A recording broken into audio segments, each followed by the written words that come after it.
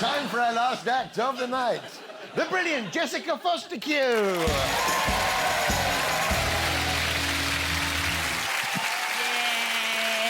yes, please, yes, please. This is nice. How are you? Are you all right?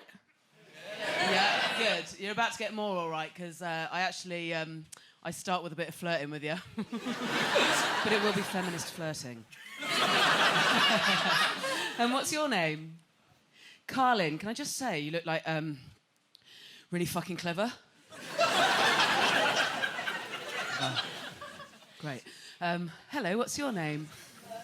Sunny. I'm getting this vibe off you that you're like strident as fuck. Great. What's your name? Ryan. You look compliant.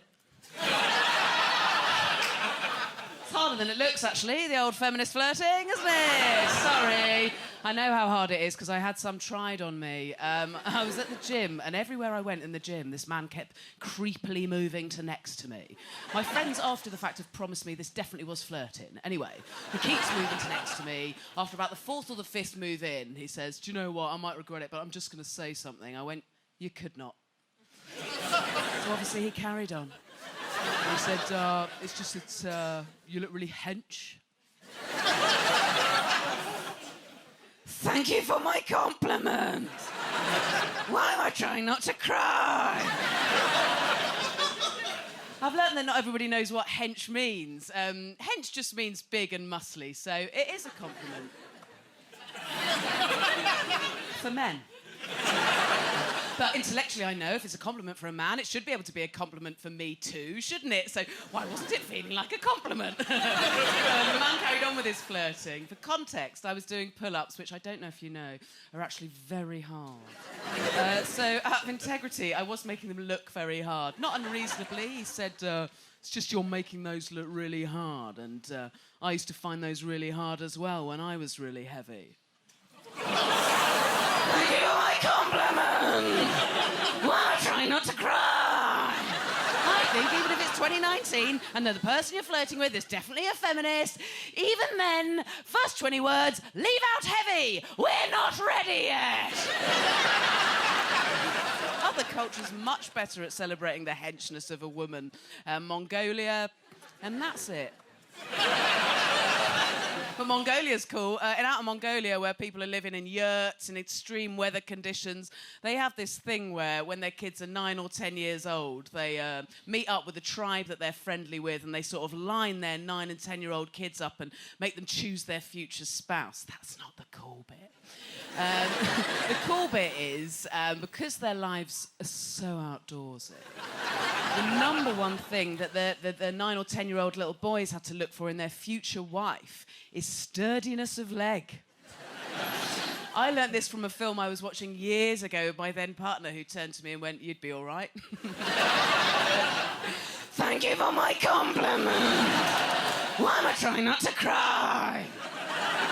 But now I'm actively getting hencher. Like, I go to the gym all the time. I'd go every day if I had time. It could be to escape from my child. I like it so much in the gym that I've even had a personal trainer for a bit. What a prick.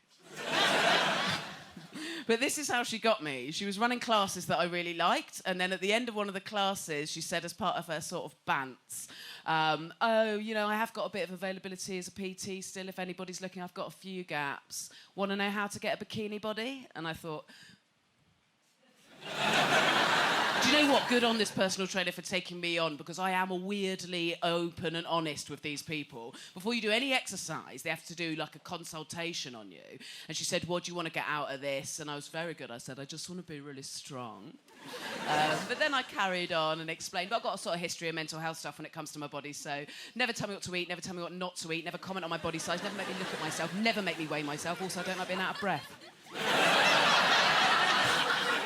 Weightlifting it is. And we had an amazing time. We worked together for over a year. I got on really well with her. She taught me loads. I had a great time. And then we hit a little bump in the road. We were working out together one day in the gym, and also in the gym there was this extraordinary woman, this badass athlete. She was like off the charts, wicked, right? She was flipping this 200-kilogram tyre around like it's a little feather, and between every sort of 10 flips, she's just stopping and doing a load of squat thrust burpees.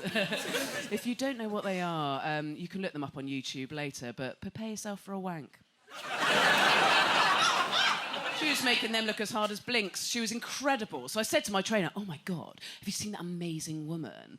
And without thinking, my trainer just sort of went, I don't think she looks very feminine. I was like, oh, what? That's just not what I thought that she would say. Like, that's the sort of thing I'd expect my mum to say, because it's exactly the sort of thing my mum says. But it's not what I thought that a sort of woke millennial woman who works in fitness would have as an opinion of an athletic-looking woman. So I called her on it. Of course I did. And in fairness to my trainer, she remembered who she was talking to, and she shat herself. I said, what do you mean she doesn't look very feminine? And she was like, I suppose like she's got quite sort of big chunky legs. I was like, excuse me? Dr. Mongolian Princess Bride over here! I can push a car!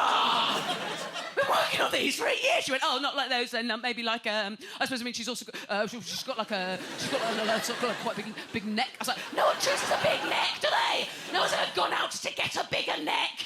No one's ever gone, oh, you've seen Luke, he's been down the gym and he's doing too many head-ups. I said, is it a problem that she looks strong? She said, no, the problem is she looks big. And I was like, oh, so it's fine for a woman to look strong as long as she still looks hungry. We cut the conversation and the training session off, because I think as much as it's good to see an extra 2 women in the weight section of any gym, it's sort of undoing some of the progress when 2 of them have gone purple and started crying. My name's Jessica Fostekew. Thank you so much. Jessica Fostekew.